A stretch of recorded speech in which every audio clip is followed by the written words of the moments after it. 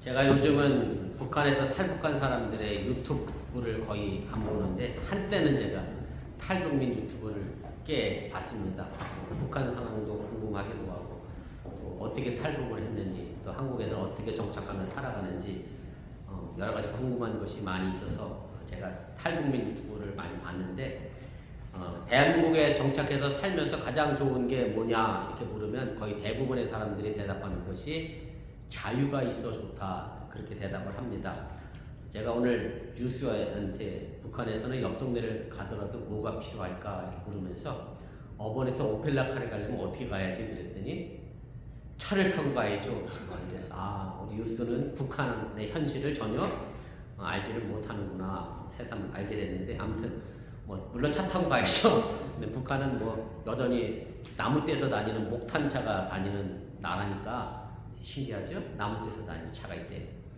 목탄차가 다니는데 차 타고 옆 동네 갈 건 아니고 제가 말하고 싶은 건 통행증이 있어야 옆 동네를 갈 수 있을 정도로 그만큼 삼엄하게 감시를 당하고 있는 체제가 여전히 북한의 체제입니다. 그리고 매일 저녁 주민들이 모여서 우리도 한때 들어봤던 자아 비판의 시간을 갖고 학교에서는 학생들도 그렇고 그러니까 서로 다른 사람의 잘못을 찾아내고 본인 스스로의 잘못을 들춰내면서 내가 오늘 이런 수령님께 잘못했다라고 하는 고백을 하다 보니 서로 감시하는 체제가 되어 있고 그러다 보니 말도 함부로 못하고 그래서 대한민국에 와 살면서 자유가 제일 좋았다 이런 얘기를 합니다. 그러면서 대통령을 욕하는 걸 보면 깜짝 놀란다는 거예요. 그리고 그 사람이 욕했는데 그 다음날 여전히 살아서 돌아다니는 걸 보고 역시 대한민국의 자유는 대단하다. 김정은을 욕하면 그 다음날로 죽는 북한의 현실을 그렇게 비꼬면서 얘기를 하는 것을 제가 봤습니다. 자유라고 하는 것은 그만큼 우리 사람들이 살아가는 데 있어서 가장 중요한 본질적인 요소입니다. 그리고 이 자유라고 하는 이 본질은 우리 신앙에서도 본질이 되어지고 복음의 본질도 바로 이 자유라고 하는 사실을 여러분들이 깨달으시기 바랍니다. 다시 말씀드리면 자유하지 않으면 복음이 아니고 자유하지 않으면 진리가 아니라는 말씀입니다. 그래서 요한복음 8장 31절 32절에서 예수님은 이렇게 말씀합니다.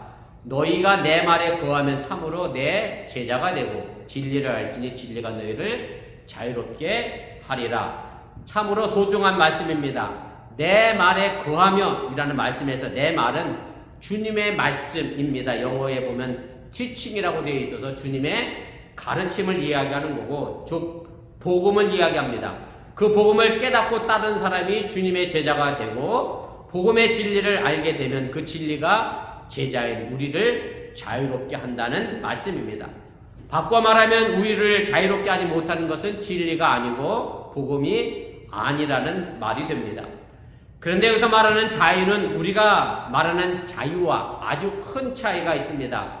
다시 말씀드리면 성경에서 말하는 자유는 이런 개념의 자유는 아니라는 뜻입니다.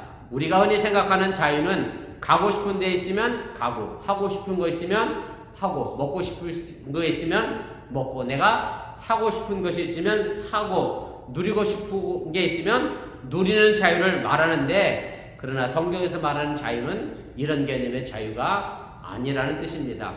탈북민들이 대한민국에 와서 살다 보니 자유로워서 좋다고 이야기합니다마는 곧 이내 가끔은 다시 북으로 돌아가는 사람도 있고 한국 사회에 적응하고 정착하지 못하는 사람을 보게 됩니다. 왜냐하면 북한에서는 공산국가니까 나라에서 시키는 것만 그리고 시키는 거 일하면 뭐를 주죠?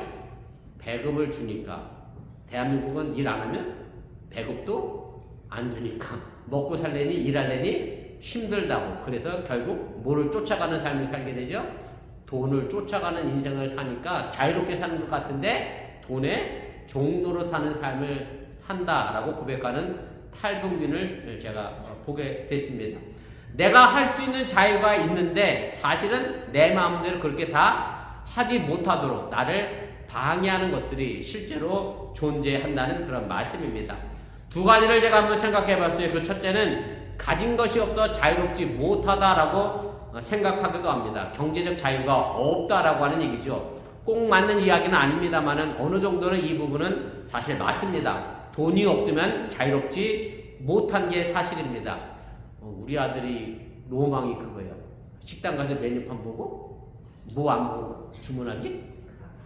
가격표 안 보고 주문하기. 여러분들도 다 그게 로망이잖아. 이게 돈이 없으면요 가격표 봐야죠. 오늘 저녁에 우리 아들이 쌕쌕버거 8불 뭐 60 몇 전짜리를 먹겠다. 싸다 이래서 우리 집사는 비싸서 못 먹겠다. 그래서 제가 국밥보다 싸다. 그렇게 답을 단톡에 하고 왔습니다만은 자유로운 것 같은데 그렇게 자유롭지가 못합니다. 사는 것에 제한을 받을 수밖에 없다라고 하는 얘기고, 더 나가면 돈 때문에 기가 죽고 비굴해지는 것도 사실입니다. 자본주의 세상에서의 돈의 힘은 정말 대단합니다. 돈의 힘을 알면 알수록 더욱더 많은 돈을 벌고 싶어 하게 되고, 그러나 결국 뭐든지 돈으로 해결할 수 있다는 생각에 이르게 되면 그만 돈이 주인이 되어지고 우리는 그 돈의 노예가 되는 그런 현실을 우리가 바라보게 됩니다. 결국 돈에 대한 자유가 없어지게 되고 돈을 벌기 위해 일의 노예가 되기도 한다라고 하는 얘기고, 또 한편으로 한 번에 많은 돈을 벌기 위해서 죄를 저지르는 그런 범죄도 만연한 것이 지금의 사회의 모습입니다. 그리고 정말 더 나쁜 것은 돈을 가지고 사람을 평가한다는 데 있습니다.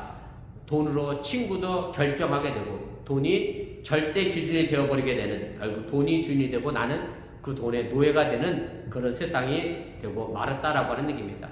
모순되게도 돈이 많아 자유로울 것 같지만 오히려 돈에 갇혀있고 뭐든지 돈으로 계산하려고 합니다. 경제적 자유는 생겼습니다마는 양심의 자유는 잃어버리는 어리석은 사람들이 많아진 세상을 보게 됩니다. 둘째는 아는 것이 없어 자유롭지 못하다라고 생각하기도 합니다. 이것도 상당 부분 맞습니다. 아는 것이 없으면 장사도 못하고 사업도 하기 힘듭니다. 알아야 뭘 할 수 있다는 그런 뜻이 됩니다. 그런데 아는 것 역시 돈과 마찬가지입니다. 어떻게 쓰느냐에 따라 달라집니다. 지식이 많은 사람, 그래서 학벌이 좋고 지위가 높은 사람이 되어 자유로운 것 같아 좋습니다만은 언제나 유혹이 찾아오게 됩니다. 간혹 육수에서 나옵니다만은 세금을 안 내려고 탈세하는 사람들을 보는데 탈세도 아무나 하는 게 아닙니다. 제가 미국 살아서 세금이 얼마나 복잡하고 어려운지 알아야 탈세도 하는 거고요.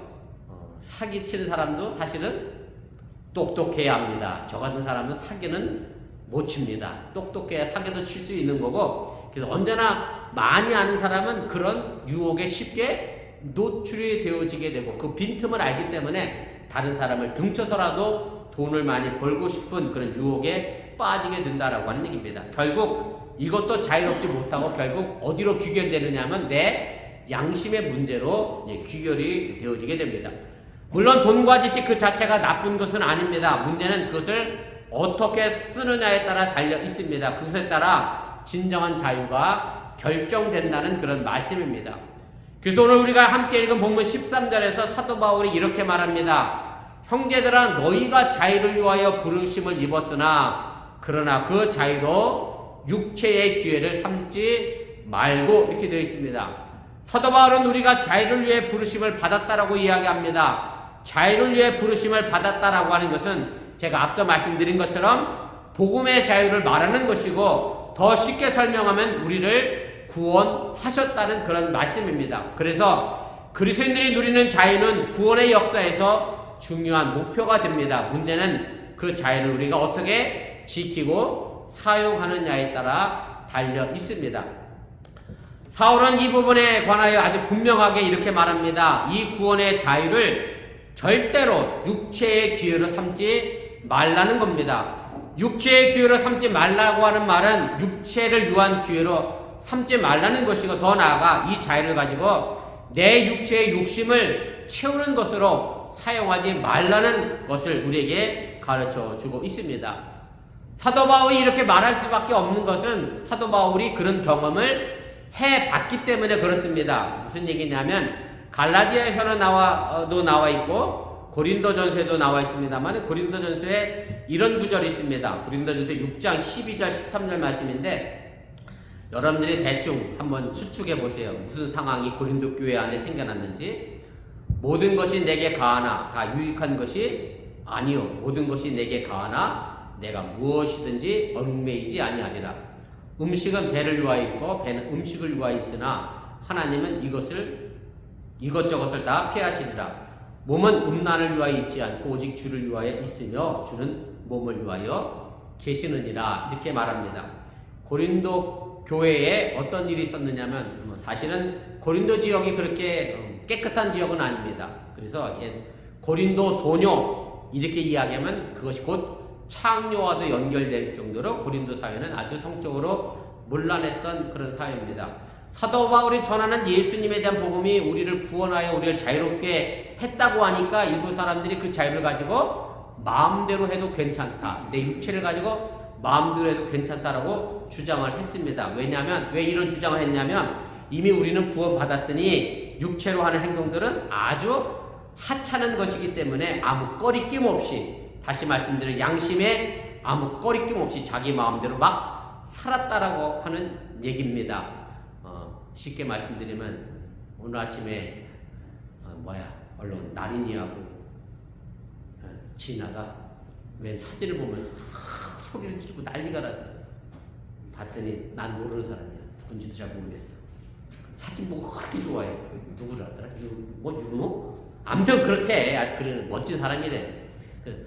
쉽게 제가 뭘 말씀드리려고 하면 남자가 멋지게 지나가는데 너무 멋져서 그 사람의 손을 잡고 싶다 그래서 막 잡으면 내 자유인데 괜찮냐? 그렇지? 않다라고 하는 얘기입니다. 고린도 교인들은 성령이 일어나면 아무 여자나 붙들고 자도 괜찮다라고 생각했다라고 하는 얘기고, 그래서 뭘 주장했느냐면 내가 배고프면 뭘 먹어야 돼요? 음식을 먹어야 하잖아요. 그것처럼 내 성령이 느껴지면 아무나 자도 괜찮다라고 주장했던 사람들이 있었기에 사도 바울은 오늘 고린도전서에 이 말씀을 하게 됩니다. 제가 고린도전서 5장 가지고 석사학위 논문을 썼는데요. 고린도전서 5장에는 아들이 누구랑 결혼했는지 아세요? 물론 친엄마는 아닙니다. 계모랑 결혼하는 문제가 고린도 교회 안에 생겼고 이런 문란이 쉽게 나타났다라고 하는 얘기입니다. 그리고 나서 하는 얘기가 예수님 때문에 난 자유로워졌으니 난 모든 것을 할 수 있다, 그렇게 주장했다라고 하는 얘기입니다. 그러나 사도 바울은 모든 것을 할 수 있는 자유가 우리에게 있지만 그 모든 것이 우리의 유익을 주는 것이 아니라고 분명히 말합니다. 그리고 오늘 본문 표현을 그대로 사용하면 그 자유를 가지고 육체의 기회로 삼아서는 절대 안 된다라고 말하고 있음을 기억하시기를 바랍니다. 이런 사례는 지금 이 시대에도 여전히 존재합니다. 특별히 영적인 것만을 강조하는 신앙을 가진 사람들이 바로 이런 형태의 모습을 보여줍니다. 내 영혼은 구원받았으니 내 육체는 아무렇게도 해도 괜찮다라고 생각하는 사람들이 있다라고 하는 얘기입니다. 제가 언젠가 이런 말씀을 들었는데 술 먹는 것과 우리의 구원과의 관계는 전혀 관계가 없습니다. 그런데 이것을 신앙적으로 악용하면 어떻게 되느냐면 목사님이 술 마셨다고 구원받지 못하는 것은 아니다 그랬으니 나는 오늘부터 자유롭게 뭐 해야 되겠다? 마구마구 마셔야 되겠다라고 생각하면 사도 바울이 얘기했던 것처럼 육체의 기회로 우리가 이 자유를 삼는 것이다. 고린도 교인들이나 갈라디아 교인들과 별반 다르지 않는 사람이 된다라고 하는 얘기입니다. 설령 술이 구원과는 관계가 없다 할지라도, 그래서 우리가 자유롭게 마실 수 있다 할지라도 그렇다고 해서 그 술이 우리 신앙에 아무런 유익을 주지 못한다라고 하는 얘기입니다. 우리는 결코 우리에게 주어진 자유를 가지고 육체를 위한 기회로 삼아서는 안 된다고 하는 사실을 다시 한번 분명하게 깨달으시길 바랍니다. 이렇게 우리에게 주어진 자유를 육체의 기회와 우리 자신의 욕심과 이익만을 위해 사용하고자 하면 이 신앙인을 결코 자유인이라가 아니라 오히려 노예의 삶을 살게 되고 그 사람의 양심은 망가지게 되고 오직 육체적인 욕심만이 남게 된다고 하는 사실을 여러분들이 잊지 마시길 바랍니다. 그래서 사도 바울은 갈라디아서 5장을 시작하면서 1절에 이렇게 말합니다.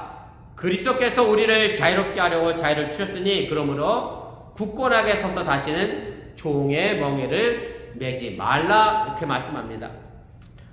혹시 오늘 본문의 말씀을 기억하고 계시다라고 하면 사도 바울의 이 1절의 말씀은 사실 오늘 본문과의 말씀과는 조금 앞뒤가 맞지가 않습니다. 무슨 말씀인가 하면 오늘 1절에는 종노릇 하지 말라더니 오늘 보면 13절에서는 종노릇 하라고 했기 때문에 그렇습니다. 사도 바울은 우리에게 자유를 지키면서 종노릇 하라고 가르치고 있는데 자유인이 되라고 하면서 종이 되라고 하는 것은 모순이고 앞뒤가 맞지 않는 역설이라고 하는 말씀입니다. 그런데 이것이 사도 바울이 우리에게 전하는 복음이고, 그리고 예수님이 전하신 복음이고, 예수님이 직접 우리에게 삶으로 보여주시고 가르쳐주신 자유의 내용임을 여러분들이 믿으시기를 바랍니다. 오늘 바울이 전하는 자유의 내용은 종이 되는 자유를 말하고 있음을 깨달으시길 바랍니다. 이것은 내가 무엇인가 가지려고 하는 자유가 아니라 남에게 베푸는 자유를 말하는 것이고요. 이 자유는 내가 높아지려는 자유가 아니라 예수님 때문에 겸손하여 낮아지는 자유를 말하는 것이고, 또한 이 자유는 내가 사고 싶은 것을 다 사고 놀고 싶은 거 다 노는 낭비의 자유가 아니라 내 재산을 아껴서 가난한 이들을 도와주는 베푸는 자유라고 하는 말씀입니다. 그리고 이 자유는 내가 하고 싶은 말 다 하고 싶다고 해서 심판하고 미워하고 정죄하는 자유가 아니라 용서하고 화해하고 사랑하는 자유임을 여러분들이 깨달으시길 바랍니다. 그래서 사도 바울은 본문 13절에 분명하게 이렇게 말합니다. 제가 다시 읽어드립니다. 형제들아, 너희가 자유를 위하여 부르심을 입었으나 그러나 그 자유로 육체의 기회를 삼지 말고 오직 사랑으로 서로 종노릇하라. 오직 사랑으로 서로 종노릇하는 것, 이것이 사도 바울이 말하는 진정한 기독교인의 자유라고 하는 얘기고요. 영어 표현에 보면 사랑 안에서 서로 서브하라고 되어 있는데, 사실은 우리가 서로 섬기고 서브하는 역할을 하는 것이 진정한 기독교인의 자유라고 하는 사실을 여러분들이 믿으시기를 바랍니다. 우리 감리교를 창시했던 존 웨슬리 목사님이 이 돈에 관하여, 물질에 관하여 굉장히 많은 설교를 했는데, 돈의 사용이라는 제목으로 설교하신 내용이 있습니다. 제가 언젠가 한번 드렸던 말씀인데 제가 제목만 간단하게 달아드렸습니다만 제가 원문 그대로 읽어볼 테니까 여러분들이 차례대로 좀 잘 들어보시면 여러분들의 경제관에 큰 도움이 되리라 그렇게 생각이 됩니다. 첫째, 할 수 있는 대로 돈을 많이 버십시오. 무슨 일을 하든지 게으르지 말고 최선을 다하십시오. 일을 더 잘하기 위해 모든 경험과 지혜를 사용하고 책을 읽고 연구하며 얻은 지식을 실천하여 돈을 버십시오. 여러분은 모든 힘을 다하여 돈을 많이 버십시오. 단, 돈을 많이 벌고자 하는 사람은 정직하고 올바른 방법으로 벌어야 합니다. 자신이나 다른 사람의 건강을 상하게 하지 말아야 합니다. 사람과 자연, 그 누구에게도 피해를 주지 말아야 합니다. 심지어 흙과 공기와 물을 더럽히지 않으면서 돈을 벌어야 합니다. 둘째, 할 수 있는 대로 많이 저축하십시오. 먼저 여러분과 여러분의 가족에게 필요한 만큼 돈을 사용하십시오. 결코 돈을 쌓아놓기만 하는 수전노가 되지 마십시오. 또한 육체의 욕망과 쾌락을 위하여 돈을 낭비하지 마십시오. 술, 담배, 도박, 사치스러운 음식과 의복, 장신구를 위하여 돈을 사용하지 마십시오. 명예욕이나 권력을 위해서도 돈을 사용하지 마십시오. 자녀들의 과소비를 막고 선을 위하여 돈을 많이 저축하십시오. 셋째, 할 수 있는 대로 많이 나누어 주십시오. 여러분의 돈은 하나님께 드리고 이웃에게 나누어 주십시오. 먼저 여러분과 여러분의 가족을 위해 필요한 만큼 적절하게 사용하십시오. 그 다음 믿음의 식구들을 위하여 사용하십시오. 그리고 기회가 닿는 대로 모든 사람을 위하여 넉넉히 나누어 주십시오. 이것이 여러분의 돈을 거룩하게 사용하는 것이요, 땅과 하늘에서 참된 행복과 영원한 생명을 보장하는 유일한 방법입니다. 존 웨슬리 목사님 설계대로 여러분들은 할 수만 있으면 부지런히 많이 돈을 버시기를 바랍니다. 그리고 부자가 되시기를 바랍니다. 그리고 많은 지식도 쌓으시기를 바라고 자녀 교육도 열심히 하셔서 대학도 보내시고, 그냥 대학이 아니라 말 그대로 인류대학도 보내시고 여러분들이 최선을 다하여 자녀를 위하여 가르치시기를 바랍니다. 그리고 마음껏 자유를 누리시기를 바랍니다. 그러나 내 자신의 이익과 자기 편안을 위하여 육체의 기회로 삼지 말고 오직 그 벌어들인 돈과 쌓은 지식을 가지고 사랑의 종로를 타는데 마음껏 쓰시기를 주님의 이름으로 간절히 부탁을 드립니다. 바로 이것이 스스로 종된 자유인인 바로 주님이 말하는 크리스찬임을 여러분들이 믿으시기를 바랍니다. 교회를 여러 가지 모양으로 설명할 수 있겠습니다만은 교회는 바로 스스로 기꺼이 종된 자유인을 만들고 교육하는 것이 교회임을 잊지 마시기 바랍니다.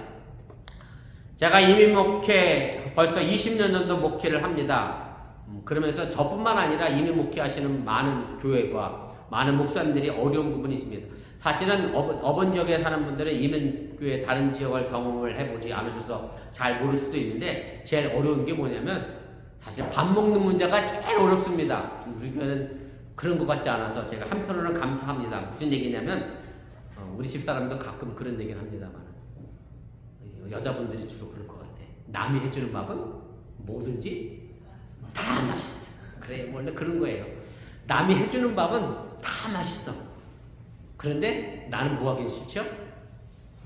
해주기 싫잖아. 그러니까 이게 어려운 거예요. 교회 애찬도 마찬가지예요. 나는 먹는 건 좋은데 내 순서가 돼서 내가 하려면 힘들고 귀찮거든. 그러니 어렵습니다. 그래서 여러분들이 기쁨으로 섬기는 마음으로 애찬을 준비해 주시기 바라고, 또 애찬 끝나고 뒷정리하는 것도 마찬가지입니다. 누구는 앉아있고 누구는 설거지하고 누구는 커피 마시고 있으면 한 사람이라도 불평이 생기면 그건 또 어렵습니다. 다 같이 함께 헌신하고 봉사하고 섬겨야 하고, 그래 어떤 한 사람이라도 불평이 생기지 않아요. 그 애찬이 평화롭고 좋은데 이민교회가 참 그래서 어렵습니다. 그래서 애찬을 아예 없애는 교회도 있고 한 달에 한 번 애찬하는 교회도 있긴 한데, 아무튼 그 힘들고 어려운 것을 우리 어번교회가 잘 해나가니 감사하고, 아무튼 여러분들이 그런 마음으로 서로 섬기고 사랑하는 우리 어번교회가 될 수 있기를 바랍니다. 이렇게 할 때 우리는 섬기는 자유인이 되는 것이고 종된 자유인이 된다는 사실을 여러분들 잊지 마시기 바랍니다. 제가 주례할 때 자주 하는 말이 있습니다. 기독교에서는요, 결혼 예식은 있는데 절대 없는 예식이 있습니다. 이혼 예식은 없습니다. 왜냐하면 결혼할 때 평생 죽을 때까지 검은 머리 팥불이 될 때까지 사랑했다 고백했기 때문에 이혼 예식은 없습니다. 그런데 이렇게 약속하고 살다 보니 한 20년 넘어가니까 남보다 더 못한 사이가 우리 부부 사이가 될 때가 심심치 않게 많음을 보게 됩니다. 아까 죄송합니다. 우리 구은이사님께서 우리 청년 방문자 기록카드 받아오더니 94년이면 29이네. 그래서 29 좋다. 그래서 제가 94년에 그랬어요. 집사님 29으로 가시면 어떡하시겠습니까? 신나시겠습니까? 그랬더니 결혼 다시 하시겠습니까? 그랬더니 혼자 살래요. 지금 기억으로는 다시 결혼하기가 딴 남자랑 갈까? 구집사님 마음 그렇겠어. 그쵸? 다 마찬가지나 알고 나니까 별것도 없잖아. 남자나 여자나. 평생 사랑하겠다 해놓고 살다 보니 참 왼수가 돼버리는 현실을 우리가 경험하게 되는데, 사실 이건 부부간의 문제가 아니라 가장 가까운 사람일수록 더 그렇습니다. 제가 언젠가 드린 말씀인데, 원수는요 나와 모르는 사람과에 생기지 않습니다. 원수는 가장 가까웠던 사람이 원수가 됩니다.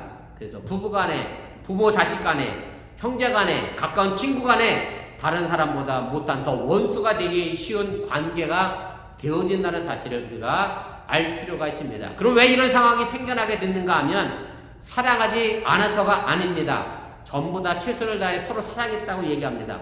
부부간에 사랑하지 않는다는 사람 어디 있겠어요? 그럼 왜 원수가 됐는가 하면 이유는 아주 간단합니다.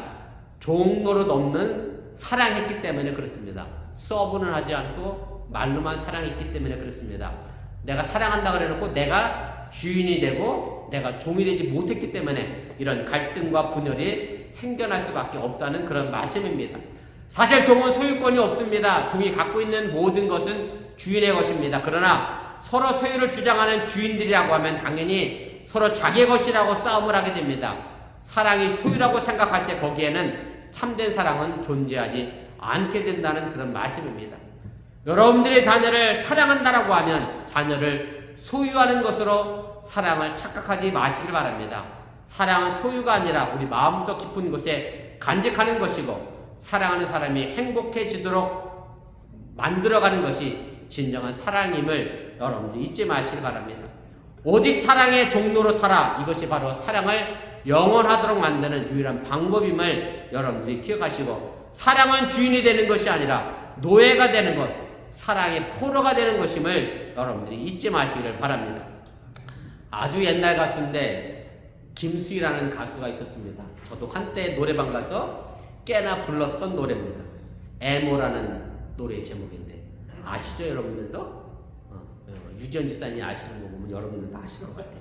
제가 직접 노래를 하려고 생각을 했었으나 차마 자신이 없어 애모의 한 부분을 제가 읽어드립니다. 한마디 말이 모자라서 목소리는 김수혜 씨 목소리를 생각하시며 들으면 좋겠습니다. 다가설 수 없는 사람아, 그대 앞에만 서면 나는 왜 작아지는가? 그 뒤에 등 뒤에 서면 내 눈은 젖어드는가?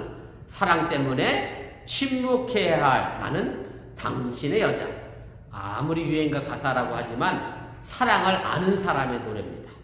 한마디 말이 모자란 사랑, 이게 정말 중요합니다. 할 말 다하며 결코 사랑할 수 없습니다. 이건 뉴스도 알더라고. 날인데 그래. 할 말 다하면 서로 상처받아요. 정답입니다. 한마디 말이 모자란 사랑, 이것이 우리에게 필요한 사랑이고, 사랑을 소유라고 생각하는 사람은 작아지는 게 아니라 오히려 그 사람 앞에 더 커지려고 하고 상대방을 깔아뭉개게 합니다. 자기가 소유를 갖고 있는 주인이라 생각하기 때문에 그렇습니다. 우리 어번교회가 2024년을 시작하면서 서로가 서로에게 사랑의 종로로 타는 그런 아름다운 교회가 될 수 있기를 바랍니다. 우리들 스스로가 한없이 작아지는 그런 사랑을 선택하시기를 바랍니다. 세례요한이 예수님을 두고 요한복음 3장 30절에 이렇게 말씀합니다. 그는 행하여야겠고 나는 쇠하여야 하리라. 그러면서 세례요한이 자기를 따라다니던 제자들을 전부 누구에게로 보냈느냐면 예수님에게로 보내버렸습니다. 쉽지 않은 결단이지요. 자기 제자를 예수님에게 보내는 그런 세례요한의 결단의 모습을 통해서 세례요한은 예수님을 주인으로 증거하며 드러냈습니다. 우리가 가지고 있는 자유를 가지고 서로 사랑의 종로로 탈 수 있기를 바라고, 우리 어번교회가 또 여러분들의 삶이 정말로 예수님만 흥하고 예수님만 커지고 예수님만 드러나고 나는 그의 종된 모습으로 종된 교회에서의 삶을 살아갈 수 있기를 주님의 이름으로 간절히 축원을 드립니다. 기도하겠습니다.